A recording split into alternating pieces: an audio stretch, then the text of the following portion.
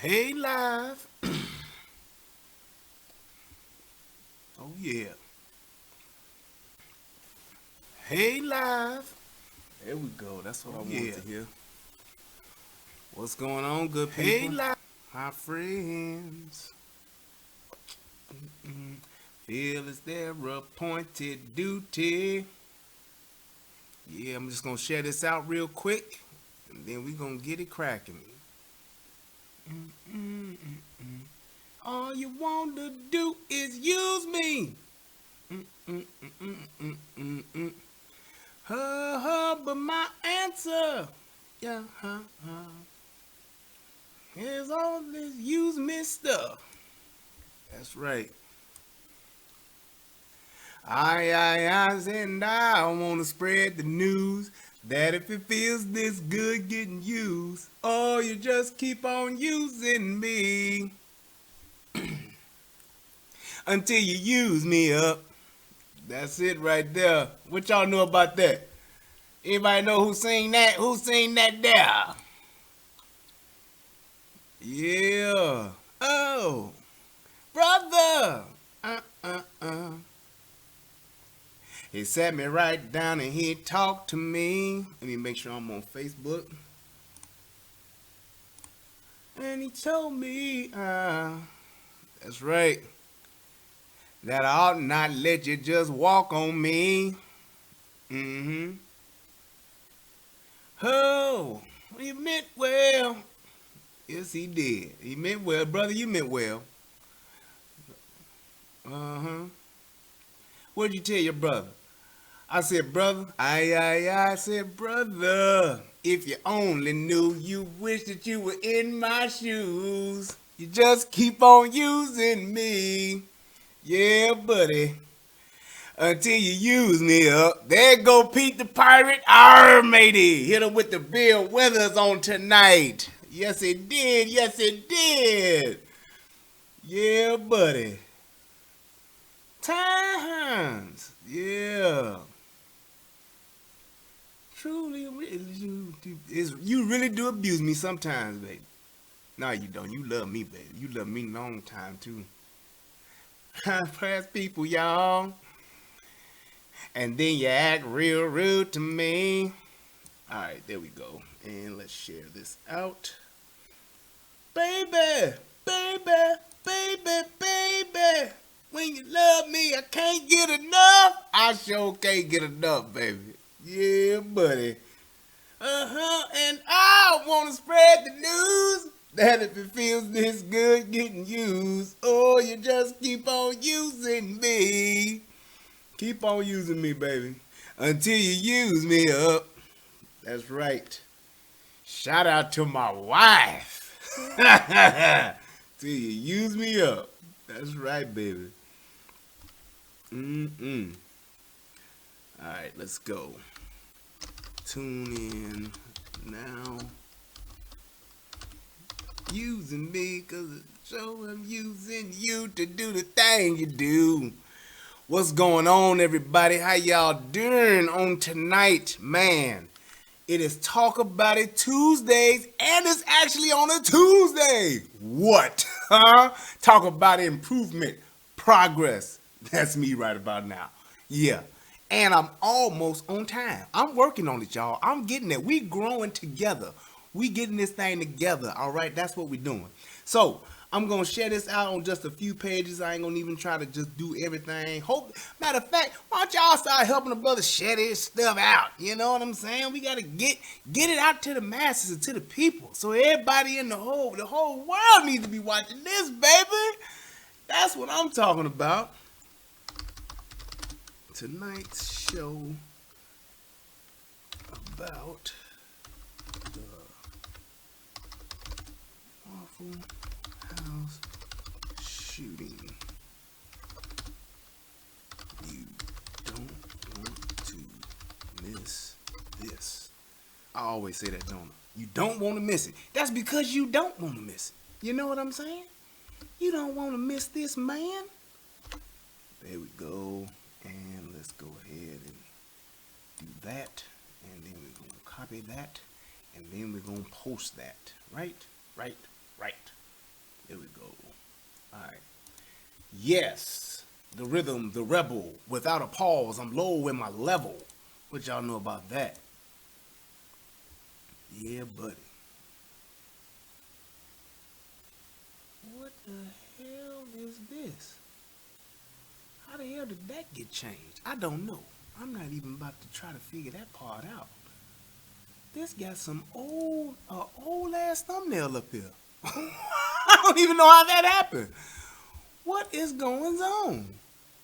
Is the stream good and all that stuff, y'all? Everything straight? Cause I'm doing my Facebook thing and I'm doing the stream on the channel. Is everything copacetic? Y'all let me know if it's copacetic, if it's good.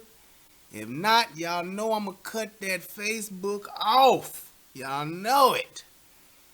But man, let me start out with some shout outs. Well, let me close this first because I don't need that no more. And I don't need that. So let's get rid of that. Save some of that good old, there we go. Then we go here. Then we go there. Dude, I put up, this got like a old school thumbnail up here. I don't know why that thumbnail is that, but I'm about to change it. That's for dang on sure.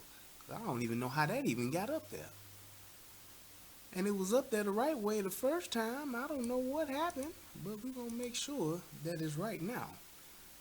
Cool. All right. That's what's up. So let's go ahead and do this the right way. Give everybody in here a proper dropper. Y'all know what that's from? You said to give them a proper dropper.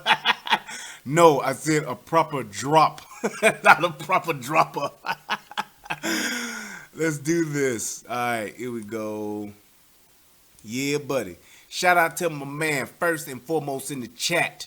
Salute. Hey, that's what it is. First one in the chat, they get that salute. First person in the chat goes to none other than DJ Just JOK. Thank you, brother, for representing. That's what's up, my boy.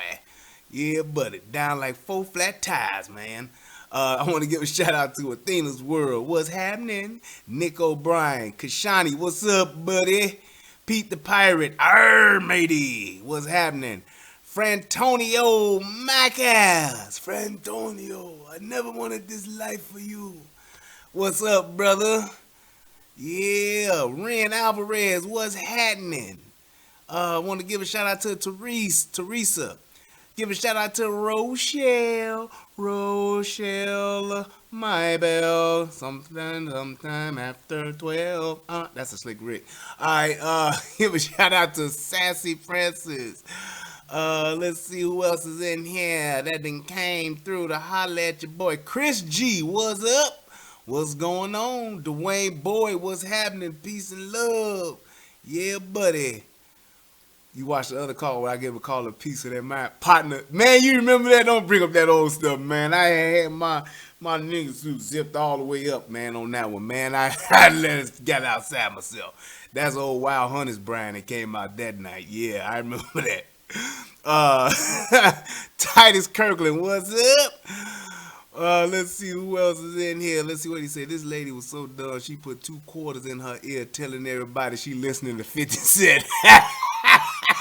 I like that. I like that, Titus. Way to go with the joke. Shanae 43, where you been? What's happening? My man Supreme Chief, my brother from another mother. Whopping. Yeah, buddy. What's going on? I think that's everybody. So, man, I'm really excited about doing the show tonight. But before I get into the show, I have to pause for a second. And right before the show, I got some news that was definitely very unsettling, man. One of my friends from the hood, my man Bolo, lost his son tonight, man. And Bolo, I have no words, brother. I have no words, man. But I definitely want to extend my deepest condolences, man. Your son was a good kid, man, and man, I don't know what to say, brother, but I love you, man, and I'm praying for you and your family, man, and nothing but God's grace and mercy, man, I hope falls upon you and your family from here on out, man. I know this is tough. there is nothing that you can say to a father that has to bury his son and a mother that has to bury her son, man. So I love y'all, man. My heart is with y'all. Y'all are in my thoughts and prayers, man. And if there's anything that I can do, Bo, hit me, please. Even if you just want to talk, whatever the case may be, brother, man, just please don't hesitate to reach out to me, man. I am here for you, my brother. I love y'all, man. And just, man, shout out to everybody, man, over on the block.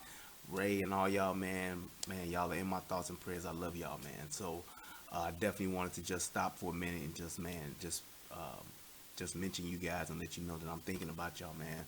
And I love you guys. So moving right along, man. I definitely wanted to talk about what's happening with this Waffle House thing, man, because I know if you ain't seen it, I'm going to show you just a brief review of it to show you what happened for those of you who probably been living under a rock, or maybe you've been working a 48-hour job nonstop, you know, I don't know. But for those people that's out here in the world that haven't seen it, we'll do that. But there are a few things that I saw about this whole situation that I wanted to like shed some light on, as opposed to just the obvious. And I think that this is definitely a great opportunity and situation for us to look at, to actually ask some difficult questions and to just have a conversation about this whole gun rights thing, about this entire thing about semi-automatic weapons and all that kind of stuff. So this was, I think, a good time to do that. So that's why I wanted to point some things out. So we will definitely do that. Other than that, I do have something at the end. As always, y'all know I always got something for y'all on Talk About It Tuesday. And this one is going to be actually a more of a well, I'll just save it for the end and get to that. So, first things first, I Papa freaks all the honeys, dummies, playboy bunnies, those wanting money. Those the ones I like, cause they don't get nothing but penetration, unless it smells like sanitation. Alright, so first and foremost, I'm gonna go over the whole just the incident. This is just a brief video, of course, fair use. We can just mention a few points about this so everybody can see what's happening. I do have something I want to address about this too, about the shooter being taken into custody. And I know a lot of people have been putting this on Facebook. Just like how they get him in custody, how he make it, how he didn't get shot and killed. I'm gonna tell you why. So let's go ahead and just watch this real quick. This is a really quick video, just basically covering what happened with the shooting. Community effort. This would not have been accomplished without the cooperation of the community, and it was the citizens' tip that led to this apprehension. Okay, so before I get into this, oh snap! Hey man, congratulations to you, Brielle, man. You had a baby girl. That's what's up. That's what's up. Congratulations to you, man. I know you've been waiting on your package, and your package is here. Hey man, it ain't about you no more, partner. It's about you being a father now, boy, from here on out. So salute to you, man. Congratulations on your addition to your family, man. And man, being a daddy, boy, it's a tall glass of water to drink, but it's very rewarding, man. I hope you there for all of those little moments, man. You on that day-to-day, man. That's what's up. Check out From Daddies to Daughters. You definitely gonna be needing that. But congratulations, man. So for those of you, and hey, what's up? Shout out to Chassis. What's going on? What's going on down there in the NO? I hear you. Know what I'm talking about. But I do want to just go over what happened for those of you who don't know. Basically, what they have that's happened and what we've heard so far is that dude shows up to a Waffle House with an AR-15 with nothing on but a jacket. They say my man is balls naked, like he ain't got on nothing but a jacket. All right, and he essentially just begins firing at people that are out in front of this Waffle House. He then goes inside of the Waffle House. He shoots two people outside of the Waffle House. I'm sorry. Goes inside the Waffle House, shoots two more people. Then there is the 2018 version of Link Hayes from the Mod Squad. He jumps up on the boy, pop, pop, pop, pop, pop, give it to him, get the gun away from him, wrestle him down, White boy takes off and is gone off into the woods, and then the brother there is standing there, burnt hand, and he secured the rifle away from the guy, saved the day, saved some lives. Hey, kudos to you, my brother. So I'm gonna talk about that, but that's essentially what happened. You had a person who came up, active shooter scenario at a restaurant. He began firing. At some point, he was either reloading or his AR-15 jammed, and maybe he was trying to clear it, which presented an opportunity for this brave young brother to jump on this dude, get the gun away, and he was able to, stop the attack, essentially. Guy ran away, is out running through the forest. Police come, surround the area. They got I think it was like a 2-mile radius going, where they were actually able to secure him in like a few hours. They were able to take him into custody peacefully. And without incident anyway. Got him in custody, and that's it. That's pretty much what happened. So one of the biggest things about this is, I guess I'm gonna go about a different way. So one of the biggest things that I saw about this thing was that the gun situation. So everything in the news has been AR-15s, assault rifles. We got to ban them. We got to get rid of them. We got to do all this stuff. We don't need to have them. We shouldn't have any type of military grade weapons. Well, first and foremost, this dude had a semi-automatic rifle. That's all an AR-15 is. It is not something that it doesn't have a full automatic burst. It doesn't have full automatic ride. It doesn't have the semi-automatic burst. So it is not military grade. All right.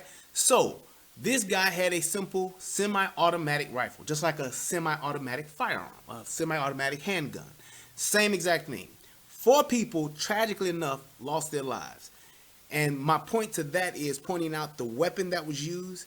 The same 4 people that got shot with that AR-15 could have very well got shot with a 9mm or a 45 or a 40 cal or any other type of handgun, a revolver, whatever the case may be, a 357.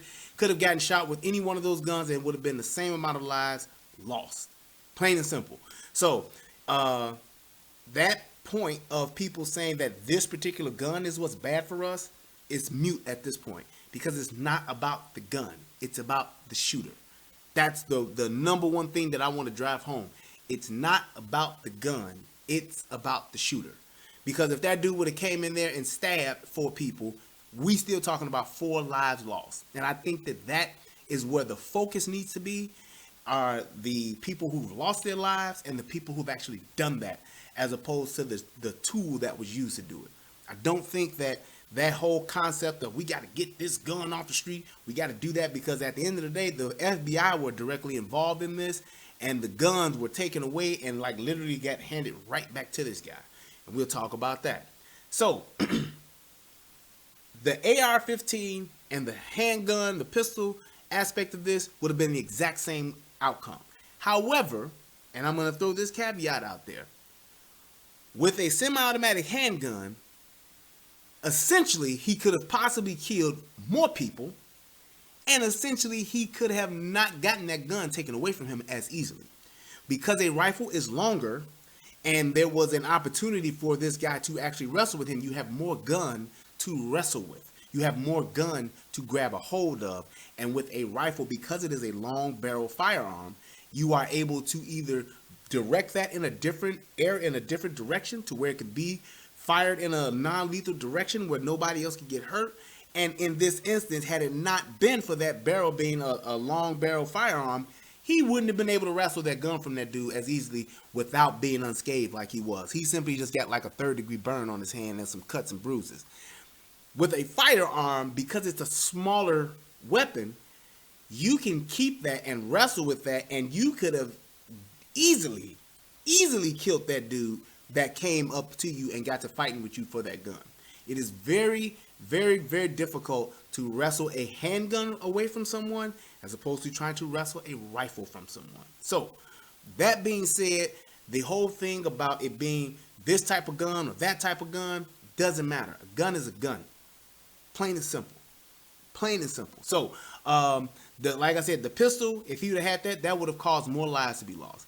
And just to get to the main idea of this thing, the problem with this whole situation is that we are trying to hold our politicians accountable for this. We're trying to hold law enforcement accountable to this. We're trying to hold everyone accountable to this, but the people that should be being responsible for this. Mental health advocates. The people that are the mental health professionals are the ones that we need to have involved in this. Those are the ones that we need to have on deck. And because we don't have the resources for mental health patients, for people that are mentally ill, these are the results of that. Clearly the results of that. The fact that we don't have as strong or as robust of a mental health professional resource available to these people, to our fellow Americans, that is the problem as to why we're having so many of these incidents happening. And I'm going to tell you, like it or not, it's going to continue to happen. Because if there were no guns, these would be stabbings. If it wasn't any knives, these would be billy clubbing. If it wasn't any billy clubs, this would be bats. If it wasn't any bats, this would be rocks. You have to realize that these people are suffering from some sort of mental illness that is not being diagnosed and is not being properly treated, which is directly causing these people to act out the way that they are. They are losing their minds, and they're doing things like this because they need help. At the end of the day, who walks around naked with a gun? That's not some backwoods gung-ho, I'm gonna kill everybody because I'm an American, I want America to be great again asshole. That is not that person that does that. This person is mentally ill, just like any other person that does something like this. They don't have it all, and they're doing this thing because it is a cry for help, and we don't have the resources available for them, and that's tragic. And it's like I definitely want to just take a minute to acknowledge the victims in this, the people that actually lost their lives, because these were just regular people, man, young regular people, young kids, and it's like it's a shame that we have to, constantly see this happening to innocent people because we don't have the resources in place.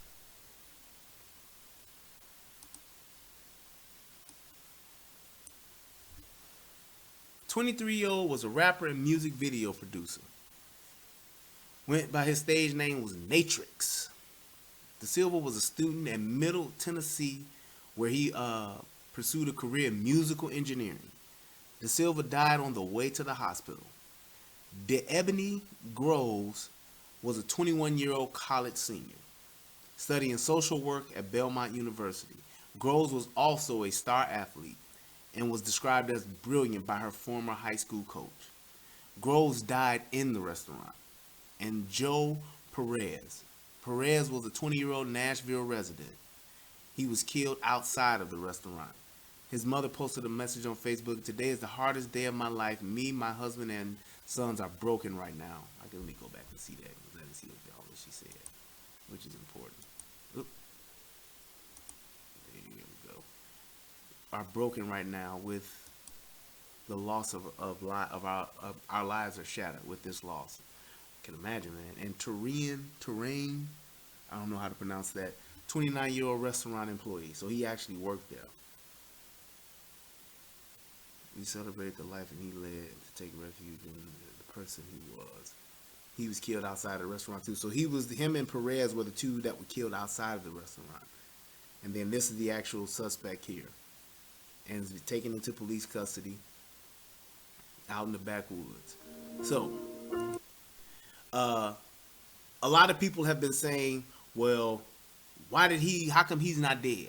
How come he didn't get caught? And what they said was, and I saw this on a couple of other videos too, they said that when the police approached him, he instantly obeyed their commands. He didn't have anything in his hand. He didn't have no gun out. He wasn't talking crazy, saying what I do, what y'all tell me to do, what y'all here for, why y'all talking to me, I ain't the guy y'all look. He ain't do none of that.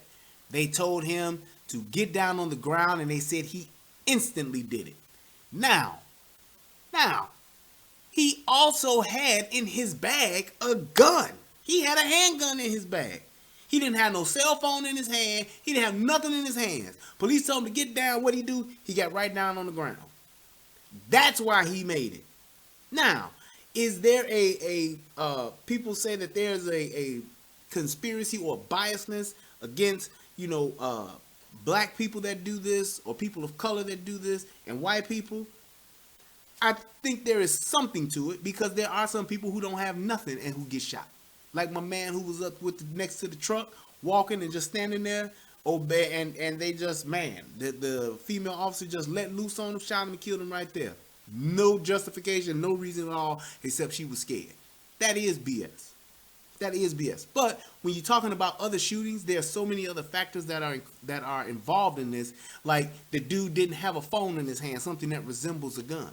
The dude obeyed the commands instantly. He didn't run away and have them chase him around, going to his grandmama's house somewhere. He was just walking down the street.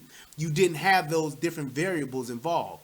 The dude was apprehended peacefully because he listened. Plain and simple. When you try to question the police, ask them what they're doing, and you are not in custody yet, you are gambling with your life. Plain and simple. So that's just a side note to this. When the police tell you to do something, do it. And people talk about their rights, or my right is this, or my right is that. They can't violate my rights. At the end of the day, don't hold court in the streets. Because when that police officer shows up, he is the person of authority, and he has authority in that situation. You can talk about your rights and the law all you want to. You better talk it over with your lawyer. Like my two guys that was in Starbucks. They didn't hold court in Starbucks. They went ahead and they said, okay, do what you're going to do, sir, because you are in position of authority, and I'll talk it over with my lawyers. That's how you handle yourself. So anybody that's out there, you dealing with the police, just because you know the law, that doesn't mean that you hold court in the streets. Don't do it, because it's not going to work out for you. Hold court in a courtroom. Don't sit there and go back and forth with the police. If they tell you to get down, get down. They tell you to put your hands behind your back, put them behind your back. They tell you to put them on the head, put them on the head. They tell you to pat your stomach and rub your head and pat your stomach. What is it? Pat your head, or pat your stomach and rub your head, and I'll pat your stomach. You know what I'm talking about, damn it. They tell you to do it, just do it. And wait till they put the bracelets on you. Then, hey, you figure it out. When you don't do the police tell you, when they grab you and say, put your arm behind your back, and you start, wait, don't grab on me, you're playing with your life. So, that's that. Getting to the FBI. And this, to me, is where I'm like, just dumbfounded. I don't get this at all.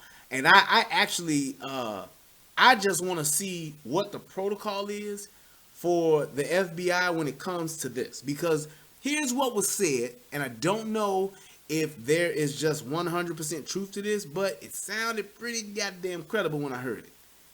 They said that the FBI came because they've been dealing with this dude before. My man has wigged out before. He ain't shot nobody, but he has wigged out before, and it was to the point to where the FBI came and confiscated his firearms, which is absolutely what they should do. Dude acting crazy, take his guns away. Dude is threatening this, or he's threatening that, he's doing this and doing, take his guns away. Absolutely. I'm totally in 100% agreement with that. Somebody doesn't seem mentally stable to have and possess firearms, take them away. Here's what they said, what the FBI did though. The FBI took the guns, confiscated them, and gave them to his daddy, who in turn gave them back to his son.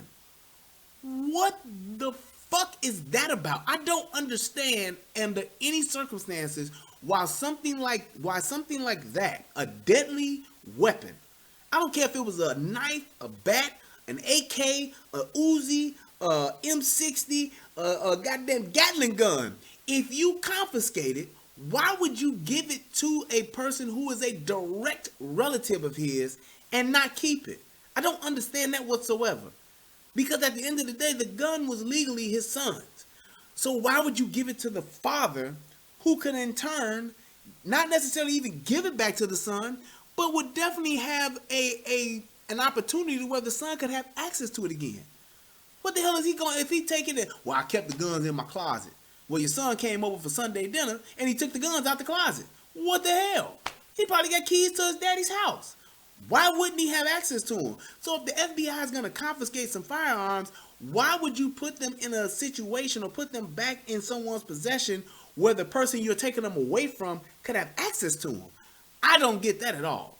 And whatever kind of law that is, hey man, they need to fix that. I don't care if you got to say, well, the FBI will take these guns and we confiscate them and we keep them for 90 days or we keep them for 120 days. Damn it, if you act crazy and the FBI you've had consistent incidents within this guy going back and forth and they confiscate your firearms, they should not go to your mama or your daddy. That don't make no sense. Well, we going to take the guns, but we going to give them to your wife. What kind of sense does that make? Because now this person has the possibility of getting access to the very thing you're confiscating. I don't understand that protocol whatsoever. And I don't know what the time frame was either as to how long they took him and then gave him to the father. If that person goes crazy, if that person goes off their rocker and they are mentally unstable, there is nobody close to him that should get those guns back. You say, you know what? Well, because we confiscated your firearms, pending a hearing or a evaluation by a mental health professional, we will hold on to your guns for 6 months. If you don't get that evaluation within those 6 months, we'll keep it for a year. If you don't get that evaluation within 1 year, we will destroy your firearms. That to me is fair enough. Because if I'm crazy or if I'm not crazy, I can go see a mental health professional and get cleared and get my guns back. Now we're putting that responsibility back on the mental health professionals, people who are qualified to determine if you're crazy or not. It's just that simple. And if you're not, and if you say, well, he is crazy, all right, give me an opportunity to sell the guns then. Hey, man, I got to sell this gun because they say I'm crazy and I can't have them. Cool, let me get some kind of money back for them or whatever the case may be. Sell them to a gun store. And whatever that gun store offers you for it, that's what you get. You don't get to say, well, all right, the gun is worth $800 and they only offered me $5. Hey, man, you crazy. You gonna lose your guns. Plain and simple. Now you can either let this gun store buy them and give you what they gonna give you for them, which is the average market value for it, or you can just lose them all together and we gonna put them in this furnace here and burn them up and destroy them. Either way, those guns should not be that close to where this dude can get access to them. That is just stupid. It is beyond me. He says the audio hasn't stopped, just video for a few seconds. Oh shit. So that means that I got to stop one of these streams here, and I think the stream I'm going to stop is going to have to be Facebook. So look, everybody on Facebook, go ahead and click on one of those links, subscribe to those channels, and come over to YouTube and watch the rest of the show. Thank y'all for who have tuned in so far. I love you, but I don't want to leave, but I got to go. I don't want to leave, but I got to go. Is it right now? I'll be back before something. I don't know. Trey Songz. You know what it is. Let me stop this real quick. Has delayed and will continue to send delayed enable and will continue to send data for 30 seconds. Okay, that's fine. All right. So shout out to everybody in Facebook world. Thank y'all so much. And I hope y'all come on over. There we go. What's up, Jinxie? How you doing? I ain't seen you in forever. I thought you was locked up, girl. What did you on? What they call that? Y'all remember that old show called The Women of Cell Block H? Thought Jinx was locked up. What's happening? All right. So next, let me get to the good part of this, and this is definitely gonna help prove my point and my agenda about active shooters and just having people that have the opportunity to have firearms. So, but I do want to get this guy's opinion because he basically broke it down and said what happened. Time your name for me, say it and spell it. Chuck Cordero, Cordero. Chuck Cordero. Okay, Fair just use, tell me fair first of all, use. how are you feeling right now? I'm tired. I'm sad. It's just trying to process it still. I mean, it's not normal. It's becoming normal, but it's not. It shouldn't be. Just take me from the beginning. I mean, what happened? What were you were here? This is my Waffle House. I work nights, so these people are my friends. I come here on my downtime. I have my coffee. I sometimes eat. They treat me really good. I was coming here tonight because didn't have any calls to do. I work for 24/7. We do roadside service. I didn't have any calls, so I came here. And I got here, they were really busy. So I stayed in my car for a second just to sit in my car. And then T, my cook, my buddy, was outside smoking a cigarette, and he waved at me. So I was going to get out and chat with him before I went inside. As I got out of my car is when this guy in the pickup showed up. And as I got out of my car, he got out of his truck, naked except for a jacket, an assault rifle, shot a gentleman that was standing at the door, turned and shot my buddy T, who was trying to get away down the sidewalk. And then that's when I hit the ground. And from underneath my car, I could see that he stood out in front of the restaurant and shot a few shots through the windows. And then he went inside. And when he went inside, I tried to run across the parking lot to get further away. And once I got to the other side, I looked back, and there was a gentleman wrestling with the gunman. There was a guy, and like I was telling earlier, I don't remember his name, but I told him, before any of the police got there, I told him that he was a hero, because he was. There you go. So he pretty much gave a description of what happened and how the shooting unfolded. And like I said, to that guy there, man, it's like you're in a situation where when it goes down like that, there is nothing you can really do unless you are in close proximity with this guy, or you have a firearm yourself to stop the bad guy with the gun. That's pretty much your only two options. Other than that, well, three options. Or you got to get away. You just got to run. You got to run, hide. You got to do the, run, hide, or fight. You know what I'm saying? You have that thing. Or you got to get you got to take cover somewhere so that you won't get hurt. So here's the brother who actually was there, and he was the guy who actually confronted this guy. Here's how it unfolded for him. There's a longer version of this, and I didn't want to play that longer version. I just wanted to keep it short and simple because you can pretty much get the gist of it from here. So check him out. And then when he proceeded to come in, I actually went behind this like a push door, swivel door, and he shot through that door, I'm pretty sure, and I'm pretty sure he grazed my arm. And it was at that time that I kind of made up my mind, because there's no way to lock that door, that if it was going to come down to it, he was going to have to work to kill me. So at the time that he was either reloading or the gun jammed or whatever happened is when I ran through the swivel door. I hit him with the swivel door, and then the gun was kind of jammed up and it was pushed down, so we were scuffling, and I managed to get him with one hand on the gun, and then I grabbed it from him and I threw it over the countertop. And then after that, I was trying to get out the door, and I think he was pretty much in the entranceway, so I just took him out with me out of the entrance and all the way outside. Boom. So that pretty much gives you a brief synopsis of what he did. Now, here's the thing about this. First of all, I must say, I got to give this dude UGOA, United Guns of America, salute. Great job, man. Great job. I am so glad that it worked out for you. I am so glad that it worked out for you. It is, the odds were not in your favor, bro. And I'm so glad that it worked out for you, man. And this is where the meat and potatoes of what my whole show is really about.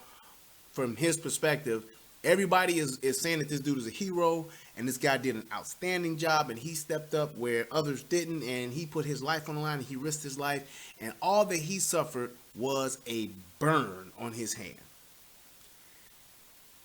The dude literally was just beyond blessed, got dodged a bullet, literally. I mean, he literally was not supposed to make it, essentially, because this guy has a semi-automatic weapon.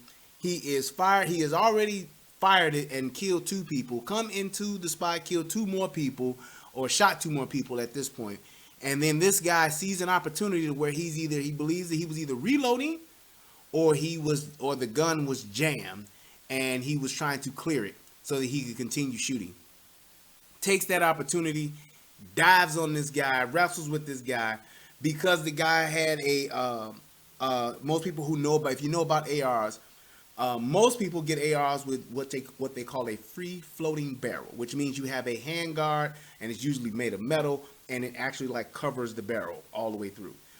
The lower end AR-15s have what you see in what you've seen in that picture, which looks like the old school 1970s M16 style or M4 style, where it's just a plastic grip. However, with that plastic hand grip, there's usually about another 8 to maybe 12 inches of just barrel. Really about another 8 inches of just barrel that's just out and bare. Thing about that is with cheaper rifles, they don't have that cover for that. So you fire an AR-15 maybe 5, 6, 7, 8, maybe 10 times. That barrel is like hot. It is smoking hot. You fire it 20 times, it is like frying bacon hot.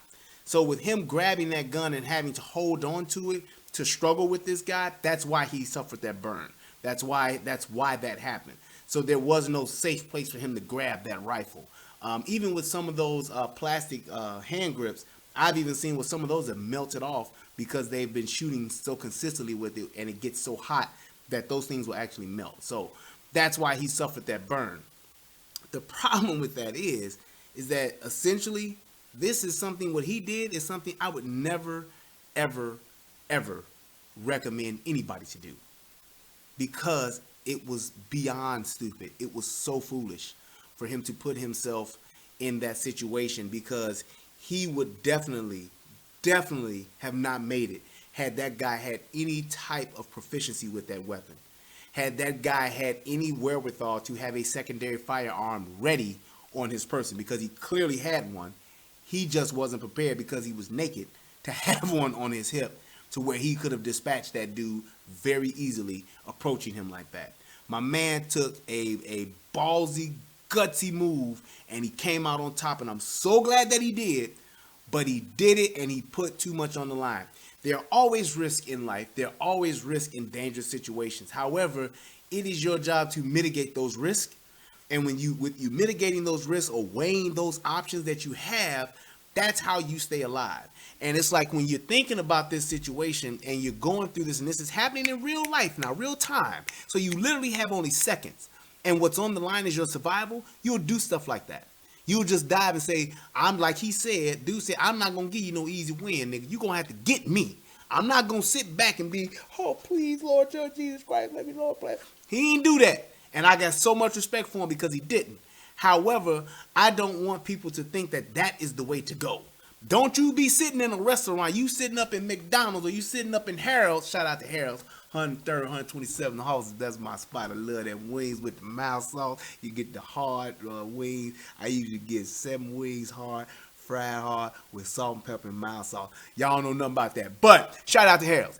You sitting in your restaurant, crazy shooter comes in, gets to cracking off. Don't you think, I'm going to charge this dude. Because most of the time, you'll be the dude that you do the whole punch jump up to get shot down move. You jump up, hey, Jack, bang, bang, oh, shit. And you sleep. And you one of them people that they showing on that picture saying, man, he was such a good guy. He used to DJ Thursday nights at the Hummingbird. Who remember the Hummingbird? Ooh, that's old school there. He used to DJ at the E2 club, the Click downtown. He was a good DJ there. He worked there on the weekend. You don't want to be that guy where they telling that story about you. So that leads me to my second point, or my third point, or fourth point, or fifth point. Another point. Either way, they all valid and they all good, damn it.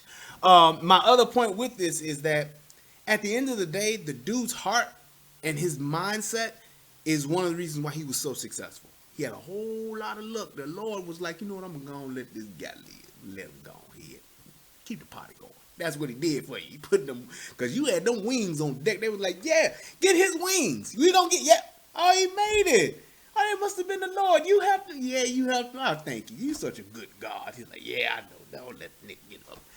But at the end of the day, you don't want to be in that situation. And the fact that he did, I got nothing but respect for the man that took. That was a gutsy move. The dude got grande huevos, big balls to do that. But if that dude had a firearm on him, not saying that he would have necessarily survived, but his chances would have been way higher for him to successfully dispatch that dude than to actually put himself in that situation to where he would have been in, where he was in even graver danger.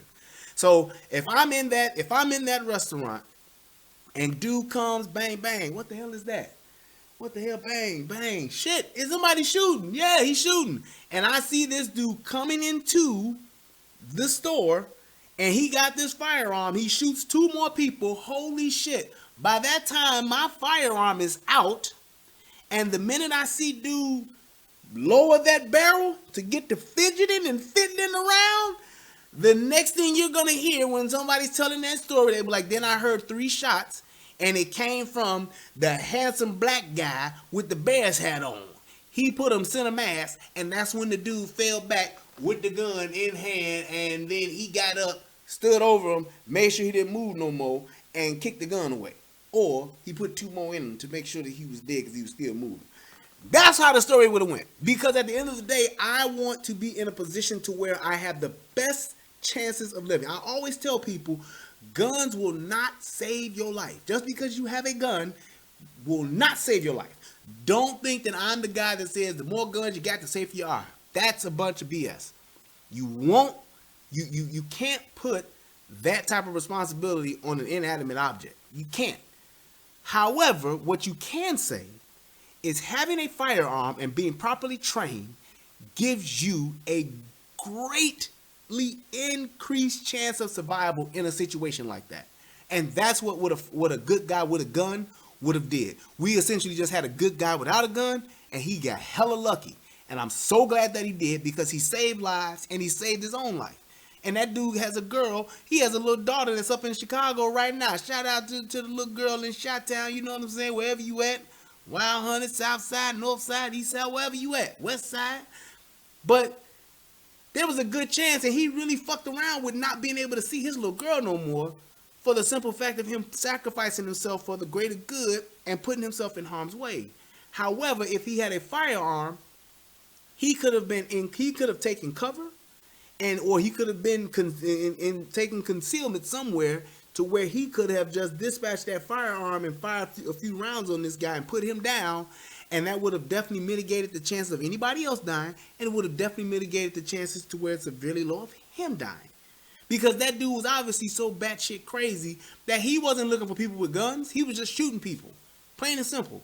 And when you have somebody who's doing that, the only way that you can stop him, for the most part, to safely stop him, is to dispatch him with and meet him with equal or greater force. That's just how the laws of nature work. If you want to stop somebody that's doing something, you have to stop them with equal or greater force. And the fact that that dude had a jam or was reloading, it presented an incredible opportunity, and my man did a split-second decision, and he came out on top and he won. But that is not always the case, and I don't want the message to be had to where people are using him as an example. Well, the dude in Waffle House ain't had no gun. He stopped the active shooter. Boy, if he was to try it 100 times, he might do it too. Trust me. Because if that dude was anywhere near gun savvy already, my man wouldn't have had that opportunity. He just would not have had that opportunity. So at the end of the day, and if he would have just attempted it or tried to create it, he would have lost his life. He really would have. He should, and to be all in all actuality, he should have. But it was just in his favor, man. He was the universe was aligned, and the Lord was working on his side to where he was able to do this thing, and he was successful. So I'm glad that he was. My next point would be, so just to finish that up, the black guy proves, that's what I got written down. The black guy proves that good guys stop bad guys. And this is to my anti-gun people. It's not laws and policies that stop guys. And to prove that point, the FBI was involved. There's your law. They absolutely acted on the policy and within their authority to seize their guns. However, there was no law or policy as to what happens with those guns when they take them. And that's why you are back to where you're at now, to where the guns literally got recycled right back to this crazy ass dude. How does that work? I don't know. But it proves the point that policies and laws are in place to keep and maintain order. They are not in place to absolutely keep somebody from doing something. Even when you go back to Prohibition, alcohol was banned, but people were still getting drunk. Exactly. So what's your point? Drugs are banned and are 100% illegal. People still getting high. What's the point? You make guns illegal tomorrow. People are still going to get shot. Why? Because they are here. People talking that crazy shit about Australia gave a gun buyback and they've been safe ever since. Bullshiggity. And the reason why you can't do what you did in Australia here is that in Australia, they weren't born, bred, and raised in a gun culture. We were. This whole thing called US of A, shout out to UGOA, not UGOA, but USA. This whole thing was started by a little teensy bit of mass murder. That mass murder was done not with swords. It wasn't done with nunchucks. It wasn't done with knives. It was done with guns, muskets. That's what it was done with. Revolvers. The Colt ruled the land.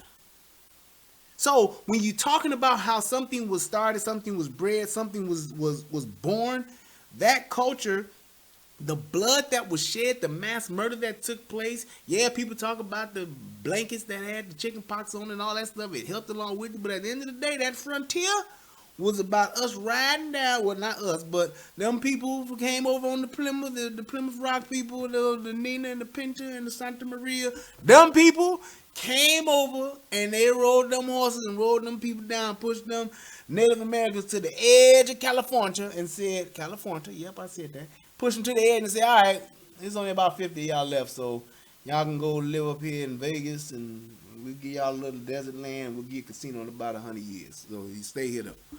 We're going to go on and take care of all this stuff. We got work to do back here. We got to go get us some people to help us build this land up and to groom this land for free. Y'all got any ideas? You got anybody that can help us?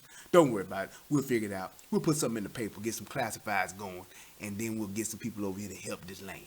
But at the end of the day, that's what happened. So there's always been a gun culture here in this country since it has been started. You can't just get your magic marker out. I mean, not magic marker, but get your eraser and just wiggy, wiggy, wiggy, wiggy, wiggy. Okay, we're not doing that anymore. We're going to do this. Everybody get their knitting and crocheting tools because we're not going to make stuff with our hands. We're not going to shoot people. Don't happen.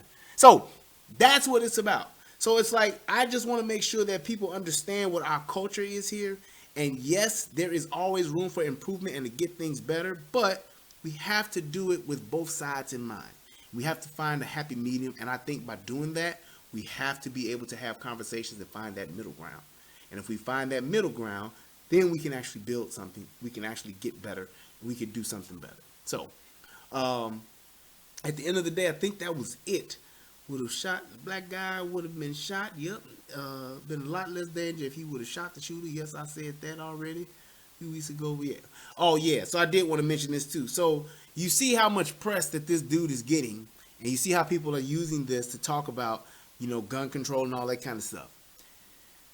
A few weeks ago, I don't know if people remember this or not. A few weeks ago, in a school, there was an active shooter, and the active shooter was dispatched very quickly by a on-duty police officer that was able to arrive within 1 minute or within 2 minutes, and was able to actually dispatch the active shooter instantly.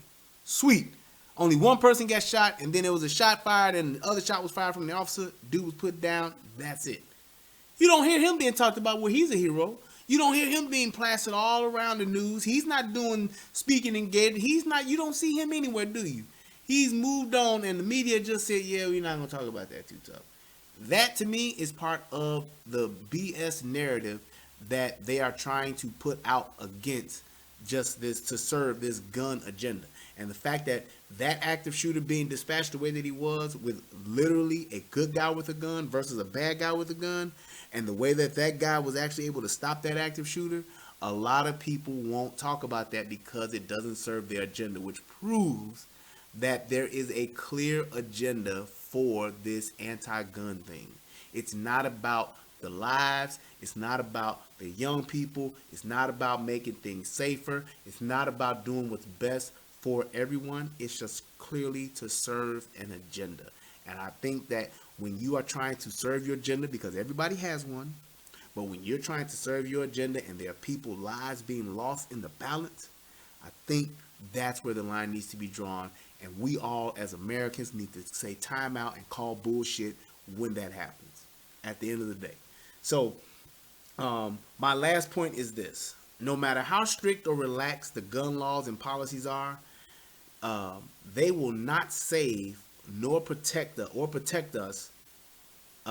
Only us as citizens can do that for ourselves. So it's like the laws and policies that we create, the laws and policy that we have, they will not protect us. The only thing that will protect us is us. Good guys versus the bad guys, your neighbors, your friends, all of those. We have to take care of us. We have to be the ones that step in like that dude did. My man stepped up and he was going to protect us. It wasn't the call to the police that saved him. It wasn't somebody there wasn't an act of God that just came by and stopped this dude. It was literally somebody didn't say, hey, that's against the law. You can't shoot. Oh, I didn't know I couldn't shoot in here. Or let me put this gun away. There wasn't anything like that. It was literally just, hey, there was a bad guy with a gun, and there was a good guy with some balls in there, and he was just a true sheepdog by nature. And he dove on him, and he was able to save some lives. 4 people tragically died. And it's not the gun's fault. It's the guy who carried the gun.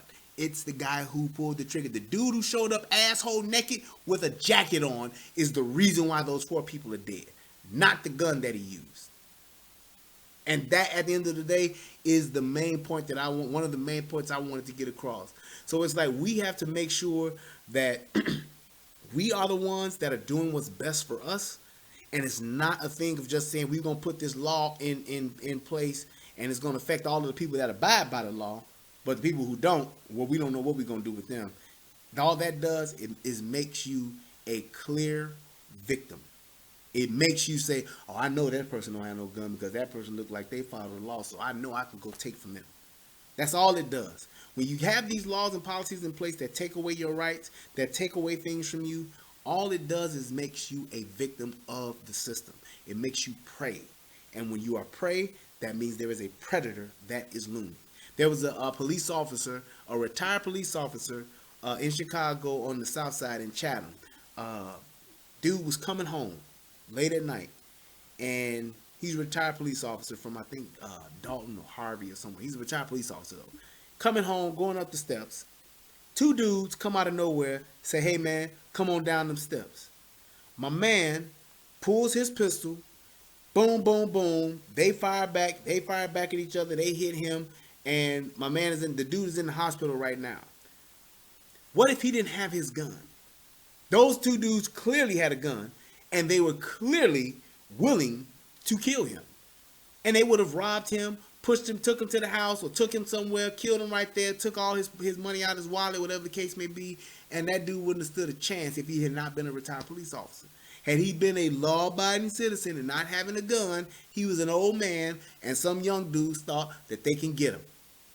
And they tried it, but that dude had a fighting chance. Yes, he still got hit.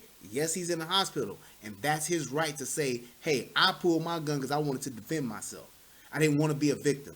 I didn't want to be helpless. I didn't want to be without because of some law, while these assholes who got guns, who don't abide by the law, got a gun to take what I've earned, to fuck with my retirement, my life, and to keep me from being around my kids, my grandkids, my family members, and all that kind of stuff because they thirsty. That is the thing to me about creating these laws and policy to try to take these guns or to try to make it harder for us to get guns. The law-abiding citizens that get guns should be the law-abiding, should be the main ones that get to keep them. Figure out another way to help those people that are sick and to penalize those people that are just plain outright predators trying to just take people's shit, trying to ruin people's lives because they don't care. So stop penalizing the good guys and go after the bad guys. And laws and policies don't affect the bad guys. That don't change their lives. Hey, you get 8 years now for carrying a gun. Shit, I don't care. They got to catch me. That's what a bad guy says. Plain and simple. So, I do have this last thing for you, and this is kind of like off topic, but what this is, I saw a video where, well, we talk about the whole LGBTQ thing, right? And I personally believe that a person who wants to live their life the way that they want to live their life should have that right here in this country. If you want to live your life and you want to identify as, if you're a male and want to identify as a female, if you're a female, identify as a male, I don't really like get into trying to figure that out. I think that you should live the life the way that you want to live. You should be honest. I do believe that. I don't think you should be a man living as a woman and not telling people that you're a man when you are anatomically incorrect. When you were born as is what you are, and be who you're going to be on the outside and live your life out loud and do your thing. But I don't think that, you should be able to just totally be dishonest in that, or disingenuous or dishonest in that aspect, and still think that everything is okay. I don't think that's okay. But I do think that you have a right to live the way that you want to live. I think that's one of the basic things that this country is about and what it's for. With that being said, I do think that you still need to have some type of tact as far as how you do that. There needs to be some type of just respect that you have for your common or fellow man. You need to have respect for those people that are around you, to just say, hey, what I do and the way I live, it definitely is my way to choose, and I should have a right to choose that. But I should be able to do that, and you should be able to do that with some tact. You should be able to do that and be responsible with it. And when you're not, these are the type of things that will happen. And what I want you to understand is that living your life out loud will definitely have these type of things happen. So take a look.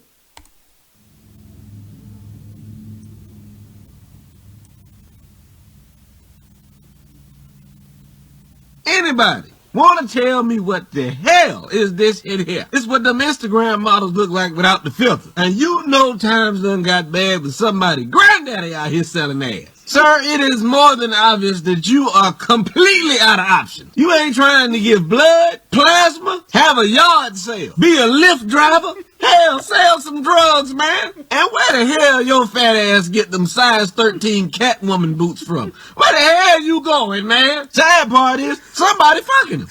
Somebody fucking him. Somebody is fucking the shit out of this congestive heart failure having motherfucker. How the hell did he even get to this point? Well, one day, my grandsons came to me and said that they wanted the new Xbox for Christmas. And really, I didn't have the extra money, and I was wondering how I was going to save up the money, because I really hate to disappoint my grandbabies. And I seen the program on Street Horse, and I said to myself, I can do that. I mean, I get to wear these pretty clothes, and the money's pretty good, and well, I have a high tolerance for pain. So I said, well, what the hey? Throw caution to the wind. I don't even know what to say. I don't know. I swear somebody, high school principal out here selling moochie. That's man coochie. He probably think you the baddest bitch out there on that corner, too. Bye. I can't deal. Bye.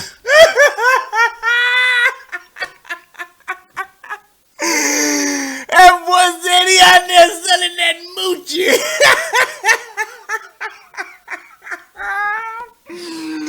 He said, what did y'all hear that country voice, man? This dude is funny, man. Oh my God. Did y'all hear that voice he put on? My grandson wants the new Xbox. And I said, I can do that. Listen one more time. Oh my God. Y'all see this dude? Why would he walk outside with that? Want to tell me what the hell And then is he go this get in it here? there to This is what give them a finger to Instagram somebody. models look like without the filter. And you know times done got bad with somebody granddaddy out here selling ass. Sir, it is more than obvious that you are completely out of options. You ain't trying to give blood, plasma, have a yard sale, be a Lyft driver, hell, sell some drugs, man. And where the hell your fat ass get them size 13 Catwoman boots from? Where the hell you going, man? Sad part is, somebody fucking him.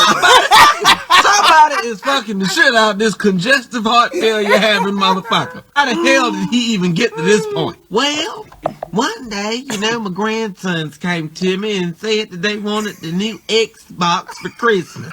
And really, I didn't have the extra money, and I was wondering how I was going to save up the money, because I really hate to disappoint my grandbabies. And I seen the program on Street Horse, and I said to myself, I can do that. I mean, I get to wear these pretty clothes, and the money's pretty good, and well, I have a high tolerance for pain, so I said, well, what the hey? Throw caution to the wind. I don't even know what to say. I don't know. I swear somebody, high school principal out here selling moochie as man right, coochie. Jason. I see You that know, he little probably bird. think he the baddest bitch out there on that corner. Bye. I can't do it. Bye. That dude has the nerve to give that person who was filming it the finger. Like, fuck you, man. You recorded me. Dude, you walking out in public with that shit on. Oh, my God, man. Dude, I'm going to tell y'all right now. When I first saw that, I instantly thought of y'all. I said, this got to go on Talk About It Tuesday. I sent it to a few of my friends ahead of time. But I said, man, this has got to go to Talk About It Tuesday. I got to talk about this. I got to hear it one more time, y'all. I just can't, man. Oh, my God. Man, when that dude said, he said, man, somebody's fucking him. Somebody's fucking this congestive heart failure having motherfucker.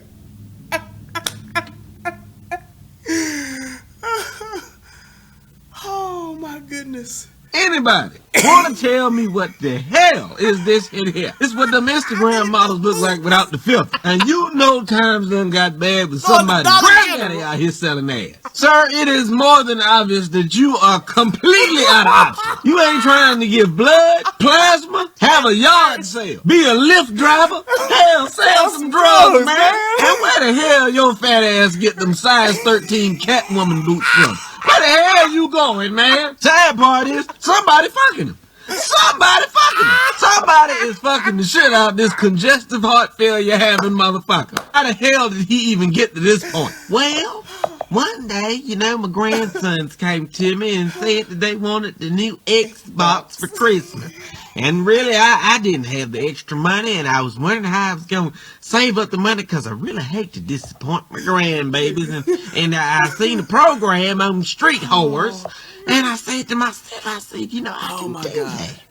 I mean, I get to wear these pretty clothes, and the money's pretty good, and well, I have a high tolerance for pain, so I said, well, what the hey? Throw caution to the wind. I don't even know what to say. I don't know.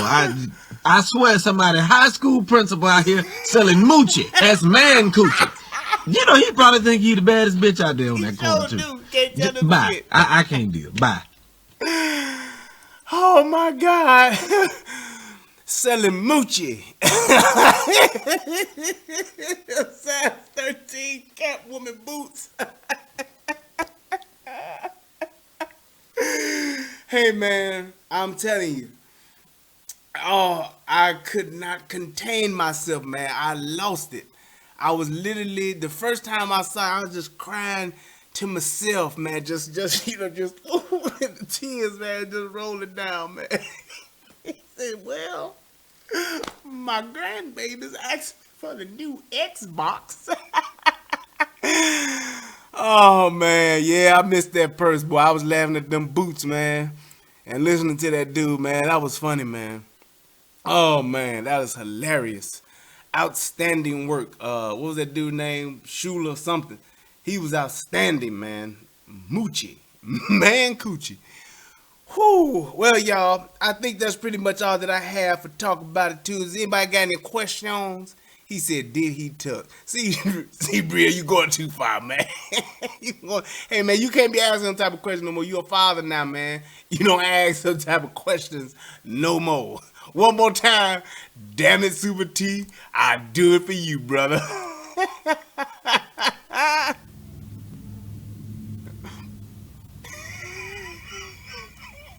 He ain't saying shit, neither. Just Anybody want to tell me what the hell is this in here? It's what them Instagram models look like without the filter. And you know times done got bad with somebody granddaddy out here selling ass. Sir, it is more than obvious that you are completely out of options. You ain't trying to give blood, plasma, have a yard sale, be a Lyft driver, hell, sell some drugs, man. And where the hell your fat ass get them size 13 Catwoman boots from? Where the hell you going, man? Sad part is, somebody fucking him. Somebody fucking him. Somebody is fucking the shit out of this congestive heart failure having motherfucker. How the hell did he even get to this point? Well, one day, my grandsons came to me and said that they wanted the new Xbox for Christmas.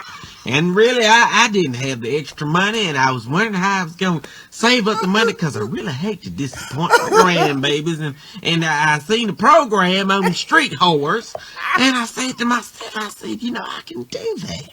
I mean, I get to wear these pretty clothes, and the money's pretty good, and well, I have a high tolerance for pain, so I said, well, what the hey?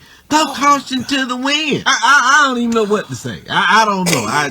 I swear somebody, high school principal out here selling moochie. That's man coochie. He probably think he the baddest bitch out there on that corner, too. Yeah, he do. Bye. I can't do it. Bye. You can't tell him shit. Oh, man, Super T, it was my pleasure, brother. My pleasure. Hey, man, let me tell y'all something, man. I love y'all. I love this thing right here that we have, man. I love it. Oh, man, it was such a pleasure. Whew, my goodness. He said, I need a new Xbox for my grandbabies. He said, I can do that. Oh, man, let me read these donations. Oh, my God. Wow. Hey, man.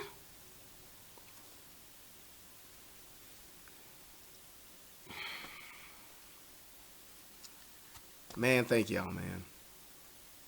Wow. That's all I can say is wow.